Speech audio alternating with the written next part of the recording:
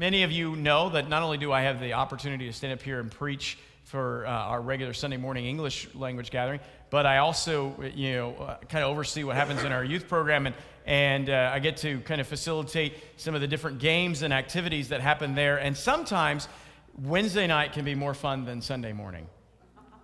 I don't know if you've ever noticed that, but it's kind of funny the way that plays out. Matter of fact, many of you grew up as part of a youth group, going to church on a Wednesday night program and engaged in fun and games, and then you graduated high school and you had to start going to regular church, and it didn't quite seem as fun and as energetic maybe, or it was just all about what was happening up on the stage. I want to change it up just a little bit today. Today we're going to do just a little bit of youth group fun, okay? It's not like we're not doing slime, okay? We're not going to have any slime today, maybe in the future. We're not going to do any crazy food games, so you don't have to freak out over that. Those of you who got food allergies or aware what's in a package of food, you're like, I don't even want to touch that. We're not doing any of those kind of things. No physical stunts today, but we're going to do something just real simple that you would think maybe, oh, this kind of reminds me of what we did once in youth group or something like that. And we're going to get to know each other. Oh, no, it's right.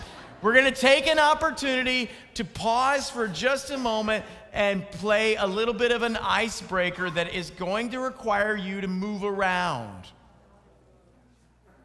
I know, it's just like, no, what is this? What craziness? This is madness. This is adult church. Once we sit, we only want to stand up and sit back down again and stand up and sit back down again and go through church aerobics. But now he's going to make us walk through the aisles, and we're not gonna just walk around and shake hands and say, hi, my name is, no, it's got to be a little bit more engaged than that. All right? At some point, you've probably done something like this, whether it was in youth group or at, Lions Club or, some gathering where you're meeting people that you may or may not already know. We are going to play people bingo. All right? You know how to play that? All right? Well, some of you are like, I got this. Some of you are like, I have no idea what he's talking about. It's okay. You can figure it out as we go. All right, so what I need is a few volunteers to come up front, please. All right, so I need some volunteers to come on up front. All right, let's see who are my brave volunteers. All right, a couple of folks. I need you to make sure everybody gets one copy. All right, one copy of these. All right, just make sure everybody gets one copy. All right, one copy. All right, and what they're doing is they're handing out a bingo sheet for you right now. And yes, we're going to play bingo in church, but there's no money involved, but there are prizes, okay? And you have made the prizes possible, all right? But there are sheets of paper that are being passed around. Now, I need a few more volunteers. Come on up here real quick. Volunteers, come. I need 2 more volunteers, quickly. I got 1. I need a second volunteer. Where's my second volunteer? Come on. All right, great. You got another volunteer. Here we go. All right, Holly and Brian, if you would take these markers and make sure everybody has a writing utensil. Okay, 1 marker per person. You can do it like they would do in youth where they just throw them, or you can hand them out one at a time. If your marker, pause real quick. While the markers are being handed out, if your marker does not work, please do not give it back to me. Throw it away. Throw it away, okay? We have so many markers around here we don't even know, okay? Throw it away. We need some more papers? We got plenty of papers. Here you go, Jim. Anybody else need a paper? All right. We need a paper back there in the back corner, and no, what? If you look at your neighbor, you may notice that their bingo sheet is a little different than yours. That's right. Okay? Just take it and pass it around. All right? Here's what you have to do, all right? You are not allowed to sign your own sheet. Okay? You are not allowed to sign your own sheet, and your spouse cannot sign your sheet. Okay? Your spouse may not sign your sheet. Okay? Now, we have, I think, 4 different bingo sheets out there. I have at least 3 prizes to give away. I could find a 4th one if we did it. All right? So we are going to take the next few moments, and you have to get the signature of someone who matches the qualification in the sheet. All right? So there are like some 25 or 24 different things that you've got to match up in there. And the first to get them 5 in a row, either up, down, sideways, diagonal, works. All right, so once you get bingo, bring it up here and I will check. Ron, you got a question? How many times can you have one? You can only sign one paper once. All right, so in other words, if Ron signs, Barb's paper, he can only sign it one time. All right, but he can sign anybody else's paper one time. All right, ready? Go, go, go, go, go. Fill them out, fill them out, fill them out.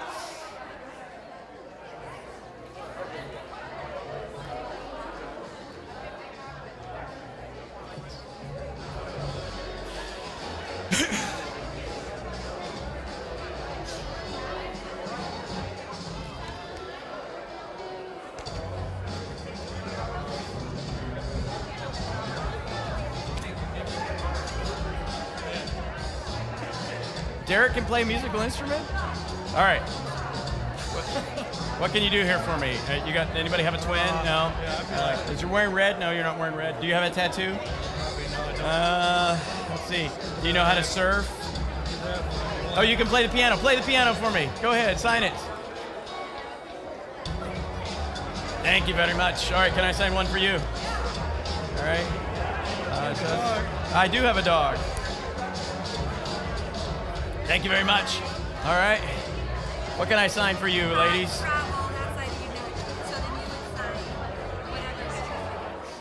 All right. What can you sign for me there? I got a crazy list. Oh, you two have the same one. How convenient. Let me see what I can do here for you. Is an only child, has a food allergy, played on the school, like broken a bow, can speak a foreign language, can play. All right. All right, so this one's yours here. I'm trying to find. Oh, I've met a celebrity. Peter Mayhew, Chewbacca. All right. Would you like me to sign yours? You have the same one, so I can sign yours. There you go. All right. Teddy, what you got? What can I sign for you here? Here we go. You see if you can sign anything for me. All right. Has flown a plane. I have flown a plane. There you go, ma'am. Thank you much. All right. How are we doing? How are we doing? Oh, we got one. We've got one. All right, let's see if we can get 2 more. We're looking for 3 prizes. I'm going to check him out here. Let's see. All right. He went right across the top. Okay. All right. Oh, we've got 2. We have 2 winners. We have 2 winners here. I didn't even use the free spin. All right. Okay. All right. I need 1 more winner. Looking for my 3rd winner. Looking for my 3rd winner. Bring it up here. Oh my goodness. Let's see what we got here. All right. Okay. All right. Recent. All right. Okay, ladies and gentlemen, please return to your seats. All right. We got our 4 winners up here. All right. Here we go. Let's see. This one, Risa, was this one yours? Yes. All right. All right. This is not bad. We have 3 out of the 4 bingo sheets that had winners. All right. I know yours is a winner. I'm just saying 3 out of 4 different types. All right. We have 4 different types of sheets out there. All right. Yeah, we got that one. All right. So, okay. All right. Here we go. Let's see. All right. On Risa's. Yeah, Risa, you got to tell me who signed what. All right. Who likes spicy food?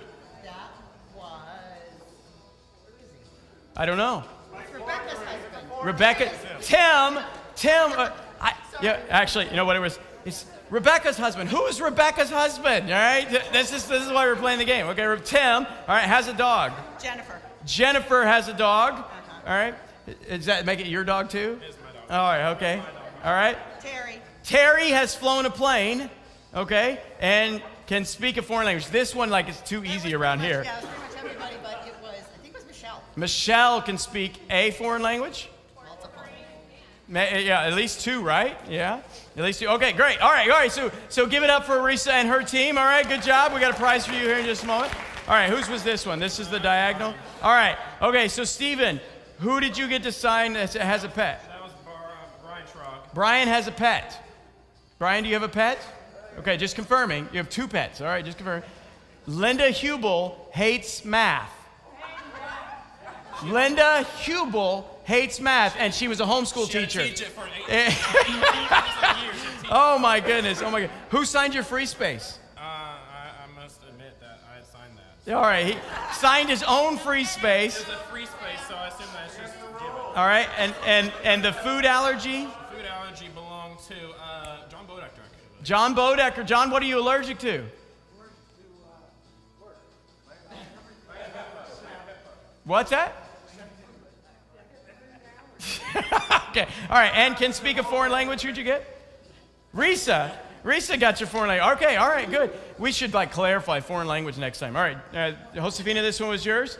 All right. So knows every word of the Star Spangled Banner. Who was that? Judy. You want to sing it for us, Judy? All right. Has played a sport. Amy. Amy has played a sport. Okay, got the free space. Has 2 or more pets. Alex? Alex, you have 2 pets? Just 2? What are their names? All right, okay, good. All right, and then loves to sleep in. Oh, so 5. Oh, that was easy for Mom to figure that one out. It's like I know which Delgado likes to sleep in. Okay, all right. Now Jonathan did it without going, through the free space. He did it without the free space, and even more challenging, I think, is that he only has 5 signatures. So I'm not sure if he was just like, do you do this? No. Okay. Do you do this? No. Is that what you did? Did you? No, I do. All right. Okay. All right. Here we go. Has a birthday this month. M.H. Who's that? Michelle. Yeah. Michelle. Oh yeah. So happy birthday, Michelle. All right. It's your birthday month. Okay. All right. Yeah, we'll sing later. All right. All right. Again, this one in this particular group of people is not complex to get, but has traveled outside the country. Mr. Johns. Dick Johns has traveled outside the country. Can play an instrument. Derek. Again, that's probably not real hard around this church. Derek Cody can play an instrument. All right, this one may shock us, okay? This next one may shock us. Has a tattoo. One of the 20s over here. Which one?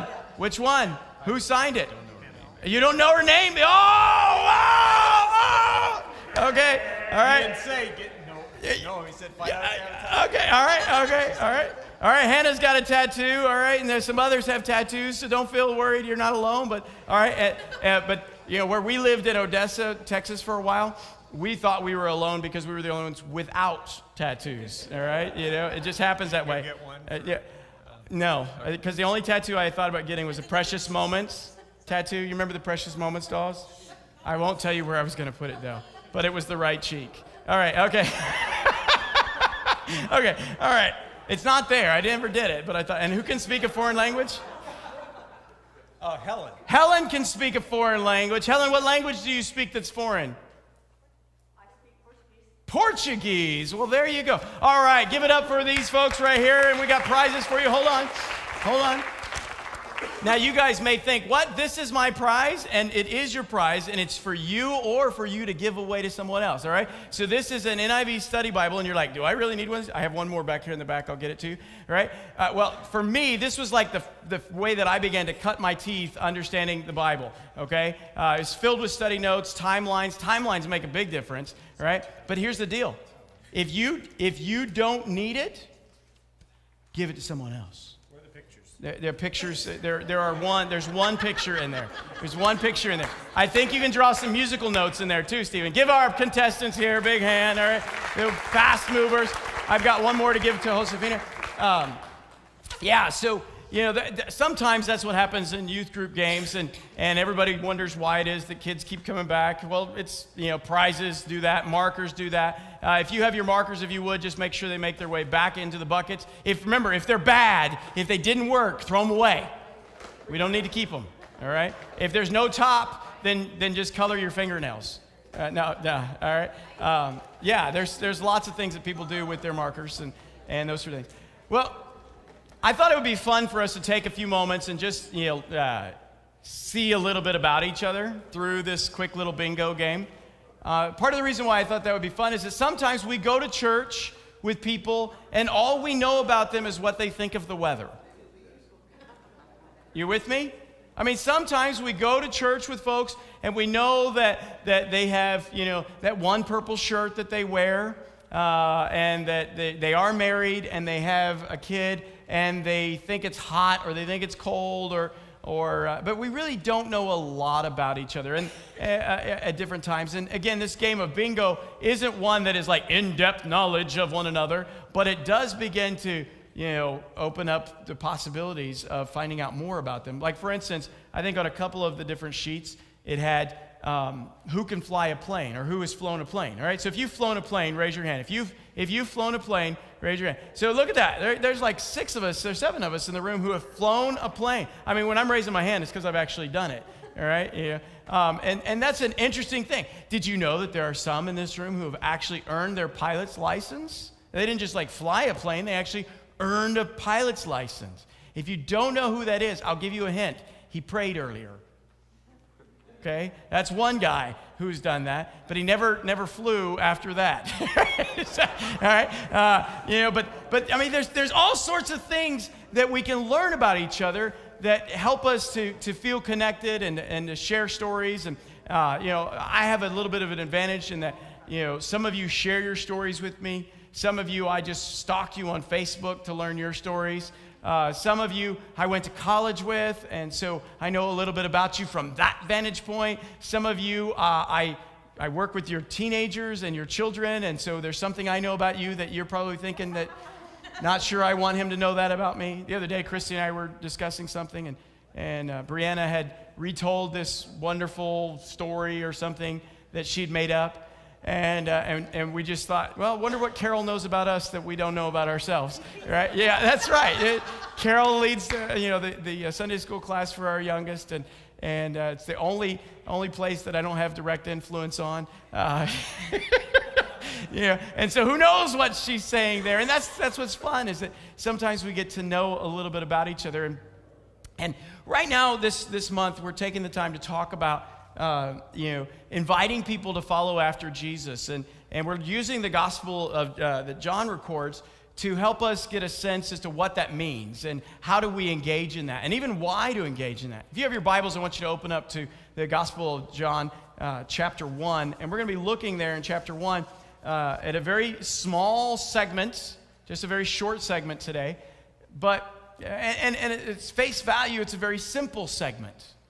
Very simple segment of invitation that it's kind of like we can pass over and move quickly through. But in this segment, I think that there's some stuff in here that if we'll pause for just a moment and unpack it, it will help us rethink how we invite people to be a part of, church or to follow after Jesus. I think it will cause us to honestly, imagine the disciples maybe a little bit differently too. You see, because one of the things about reading about these people in the Bible is it's kind of like we read them like we know people going to church. We know they didn't like the weather, or that they did like the weather. We know that, Peter had a tendency to overspeak or speak too soon. We call it putting his foot in his mouth. A lot of preachers talk about it in that way. We know that Paul traveled around, and we know that, that Philip had a friend named Nathaniel, but we don't know a lot about them because, honestly, that's not what the Gospels are trying to do. The Gospels are not trying to go through and give us, blow-by-blow biographies about these people. Matter of fact, I was just reminded of how sometimes our history telling is one-sided, and it tells just a small segment. There's a movie out right now I want to see. It's the Darkest Hour, the Winston Churchill movie. I don't know if any of you have seen that yet. All right, but I'm longing to see it, so it's on my Redbox list if it doesn't get to Netflix soon. Okay, and so I plan to be watching that relatively soon because I like Churchill. I mean, after all, he's one of the more prominent communicators of the 20th century, and communication is something that I enjoy. And he had a way of inspiring people with hope through a dark era. And a lot of times we hold Churchill up as one of these great heroes of World War II, and he was, but he also did some pretty dastardly things. I mean, I just read an article in the Washington Post that was written from the perspective of someone from India, and how Churchill, well, he's not a hero in India. And I was like, oh yeah, I didn't think about that. And they lift up some of the atrocities that he was in favor of for Mesopotamia or Iraq, and he's not a hero there. And even among the Irish, he was willing to gas them. And it's like, we know just kind of this one level about folks, and I'm not trying to tear down Churchill. What I'm trying to say is that there are more than just the cardboard character cutouts of people. And there's more to it that we have to dig into. And the more that we understand a person, the more that we understand individuals, the more that we can be honest about their good and about their bad, the more that we can be honest about all that is in them, the more that we can connect with them. And the deeper that we'll have a relationship with them. And we go to church with people that honestly we know on a superficial level.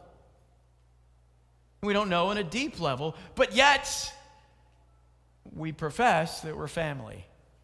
I'm so glad I'm a part of the family of God. Right? You guys know that one. Some of you do. Some of you have been around a long time. You've been singing that one. And Ron's ready to finish it off for me. I can tell. All right? And his voice will be much better than mine at it. But here's the thing that I want you to catch, is that we use this language to talk about those that we are in this journey of faith with. But do we really know each other? And with what we know about each other, is it really something that's compelling us to consider expanding the family, inviting others into the family? So here in John's gospel, I want you to look here, and we're going to look at, we're going to pick it up really where we left off last week. We're going to be picking up at verse 40. We're going to be picking up at verse 40. And you have to remember that if you were here with us last week, we kind of set the stage that John, the gospel writer, is not John the Baptist. All right, they're two different people, same name. You know, you have that happen often in your life. When I run into another Malcolm, it's surprising. And so I tend to like Facebook friend every Malcolm that I know. All right, so all three of them. Okay, and then on Twitter, if I see somebody's name Malcolm, then I just follow them because their name's Malcolm. All right, especially if it's spelled the same as mine. But, John, if you have the name John, you probably are tired of everybody else who's named John. Some of you have a very common name, and it just kind of works that way for you. But some of you have less common names. But John the Baptist and John the Gospel writer are two different people. John the Baptist had a group of followers, disciples who went with him and learned from him. And one of them is who we're going to be looking at. It's one that he releases to go follow Jesus. It's one that he says, hey, look, there's the Lamb of God. And it's like, I'm not the one you're supposed to keep following. Go follow this guy. And so two people go following him. One of them gets a name. The other one doesn't get a name. All right? The one who gets a name happens to share the name that we named my son. All right? His name is Andrew. And so here in the early story, we see that Andrew went and he hung out with Jesus for an evening. And then he goes home. And verse 40 is where we pick up. It says, Andrew, Simon Peter's brother, was one of these men who heard what John said and then followed Jesus. Andrew went to find his brother, Simon, and told him, we have found the Messiah, which means Christ. Sometimes when family comes to us and they give us an announcement, we know exactly what they're talking about. But sometimes we have no idea what they're talking about. None whatsoever. You know, we have no context for understanding what it is that they're talking about. And one of the things that we have to understand about the Gospels is that the Gospels are written to people who already have some basic information. And so when John is writing and he just jumps out and he says, Andrew, the brother of Simon Peter, well, the truth is the audience already knew who Simon Peter was. They already had an awareness as to who Simon Peter is. And then they hear him say, Andrew says to Simon Peter, hey, we found the Messiah, which means Christ. It's the way that John, the gospel writer, records it. You know what? Both those words already meant something to people, particularly those who are reading this or hearing this read to them. It already had some meaning. But for most people in our culture today, for most of the people that we interact with, they don't know who Simon Peter is, and they don't know what Messiah means. They are lacking important pieces of information. They don't have a basis to begin the story with. One of the hardest things for me about watching Netflix is that there are no trailers. You know what I'm talking about? Right? How many of you are with me on this? It's like, I wish that they had trailers on Netflix. That's like Amazon Prime, they have trailers, and so I can kind of watch it and see if I want to watch the movie. I like movie trailers, right? Because they kind of open up the door for giving me an idea what the story is about. If I don't know anything about the story and it's just the picture with a title and 2 sentences, it's like, is the cinematography going to be good? Right? You know, is the acting good? And I don't want to pull out another device to have to go find the trailer. I don't want to go to Google and then YouTube and look up the trailer if I'm already on Netflix looking at it on my television. I would just like for it to be right there. But on my television, it's not there. Maybe on yours it is, but not on mine. And there's something about a trailer that gives me a sense of anticipation. Now, what really frustrates me is when I watch a trailer and then I watch the movie and I find out all the best parts were in the trailer. That's very frustrating. It's like, wait, you just gave away the whole movie in the trailer? Okay? But here's the thing. The trailer builds anticipation for me about what the story is. It gives me some context to know what it is about. And without the trailer, I don't always watch the movie until maybe somebody tells me that I should watch it. Until somebody gives me an idea that it's worth watching. But, the trailer gets me interested. Well, for the people in the day and age in which Andrew lived, the day and age in which Jesus walked, the day and age in which Paul lived, they had trailers all around them. Particularly if you were Jewish, you had a trailer that you knew snippets of or longer pieces of that were leading you to the upcoming release. Are you with me? You see, they grew up with an anticipation and expectation for Messiah. They grew up with an anticipation and expectation for one who would make things right. They grew up with an expectation and anticipation for their world to be put into order under a ruler who was one of them. And that they would be a people of favored status again, no longer slaves. So when Andrew comes to Simon and he says, Simon, hey, we found the Messiah, it's not just like, hey, I found Joe, all right? It's not something as simple as that. It is a loaded word. It is filled with all sorts of meaning and understanding for Simon, and it actually causes Simon to be curious. I mean, it's kind of like this. Hey, honey, I found something in the backyard. Oh, that's nice. Hey, honey, I found a snake in the backyard. Now, that's a whole different story. I found something in the backyard. It could have been a rock. It could have been an interesting leaf. But the fact that I found a snake in the backyard, that causes me to respond differently. Why? Because snakes have meaning to me. And it means run away. That's what the snakes mean to me. Okay? I don't know why. I just have a concern about snakes. And if you put a fake snake in my office, I will know it's a fake snake, okay? I do have a problem on Facebook when scrolling and there are snakes on there, and I just kind of have to figure out how do I scroll without touching the snake, okay? All right? But snakes mean something. Messiah meant something, and so when Andrew goes to his close brother, his business partner, and he says, we found the Messiah, he's speaking the same language. They understand each other. So when you go out and you go to work, or you're having a conversation at the supermarket, or you are sitting down at a sporting event and you meet somebody new, and you invite them to church, or you start talking about Jesus, do yourself a favor and remember you may not be talking about the same things, even though you're using the same word. Particularly, with Jesus, he can mean a lot of different things to people. And church definitely can mean a lot of different things to people. And what I'm driving at here is that we got a lot of words, but we all have a lot of expectations and understandings that don't always line up together. And yet we're challenged to invite people to come find Jesus. Jesus will save you. We say that often. Jesus is the answer. That's something common that you hear. Jesus is the one who will make everything right. Jesus is your healer. Those are all true statements. But depending on what the person is going through and what they've been through, that may not motivate them. It may not inspire them. And you will get frustrated to wonder why they weren't like Simon Peter.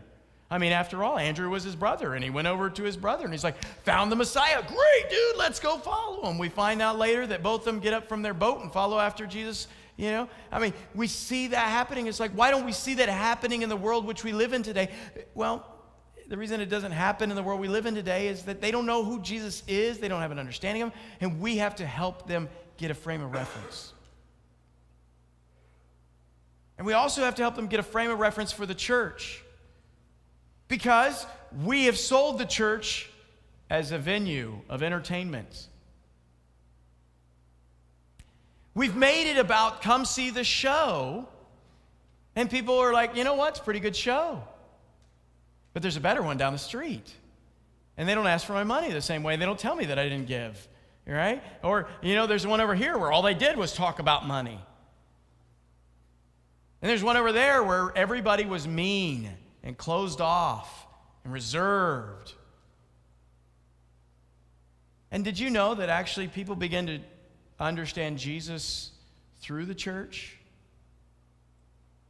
And we wonder how people get messed up understandings of Jesus. None of us develops an understanding of Jesus outside of the church, the local congregations.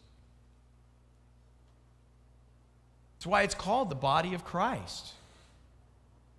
I thought about this the other day. I thought, you know what, maybe I'll start calling it the body of the Messiah. Right? Just to trick us up, just to make us think about it a little differently. Because, you know, we've gotten so comfortable with this phrase, body of Christ. We throw it around really easy about the church, right? It's the body of Christ. What does that mean? We don't know. And so if I say it's the body of the Messiah, we may have to pause for a moment and think, what does that mean? Well, quite simply, it means we're the representatives. And the way that we behave with one another and our willingness to know one another and grow with one another, and maybe even, let's use this word that Jesus used, love one another, helps shape the understanding that people have of who Jesus is. And so when we invite people to come to church, we're inviting them to come to know Jesus. That's basically what we're trying to do. It's like, you know, you should come to church because we want you to know Jesus. And so you should come and be a part of my congregation because we're talking about Jesus quite a bit. And they're like, great, tell me a little bit more about your church. And we say, well, the music's great, the preacher's okay, and the carpet's fresh, and the chairs are comfortable, and things like that. But really, people want to know who's there. They want to know what kind of body we are. This week, we hosted an event for Andrew's school where we invited some parents of a program that he's a part of to come up to the church building on Thursday night for a meeting off campus. So that way they wouldn't have to meet at a school. They could meet somewhere else. They just needed a spot. So we had a meeting here, and we had about somewhere close to 24 people show up for this meeting. And some of them were teenagers, and Andrew's showing them around, and they already knew him, and so it was easy for them to go around. And one or two of them wanted to know more about the church, and so I was taking them through, showing them the building. And it just dawned on me that, they're asking questions about the church. They're asking questions. They want to see it because they have no point of reference for who we are. And they're curious. And one of her questions of one of the ladies was, well, what's the makeup of your church? What does it look like? Well, she happened to be a person of minority status. And so she's kind of curious as to whether or not she'd fit here. So I was trying to explain, hey, our demographics are, we've got, 2 worship gatherings, Spanish language worship gathering, and English language worship gathering. And in our English language worship gathering, we're somewhere around, 75, 80% of us are Anglo, and then, we have, about 30% of the church in the Spanish worship gathering, and obviously they're of Spanish language heritage, and so But oftentimes I forget to tell people that, we have Mexicans and Puerto Ricans, and we've had Salvadorians, we've had a Guatemalan or two, we had a Honduran for a while, no longer here, and we got Cubans, right? It's a diverse group, right? Why is it important that we be diverse? Why is it important that we be able to talk about each other? Because our world doesn't know who we are.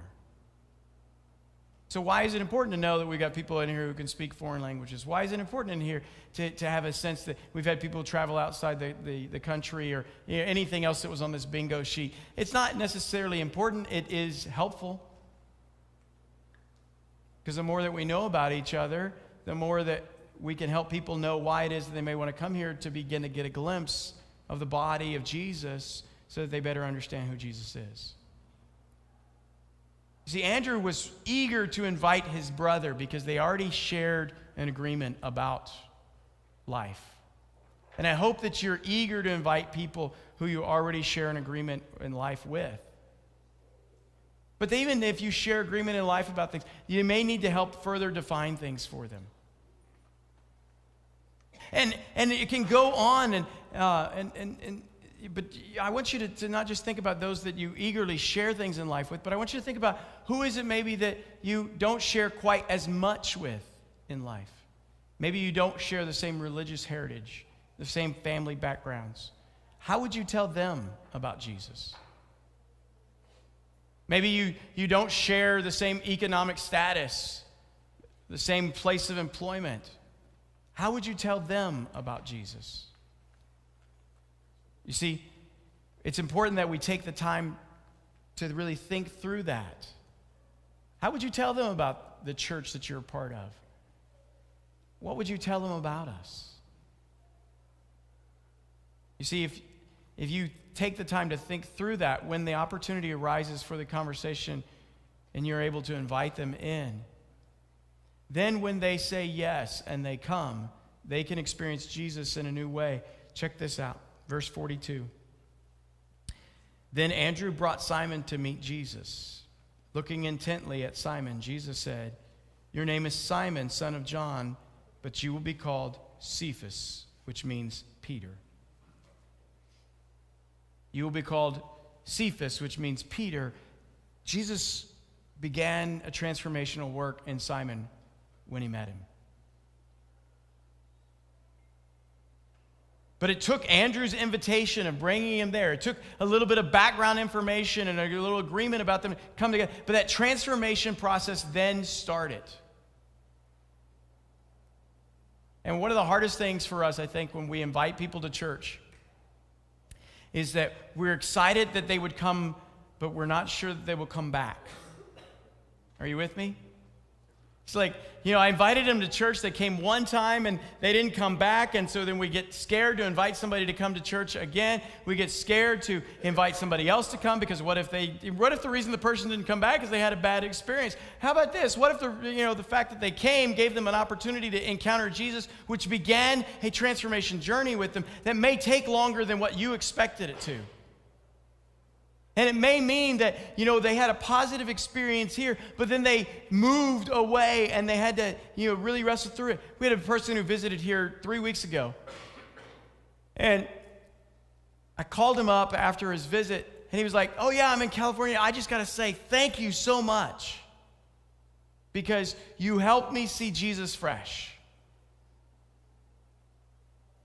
And, it was one of those fluke things. I mean, I don't know how exactly he ended up here. But, I could have gotten upset that he didn't come back the next Sunday.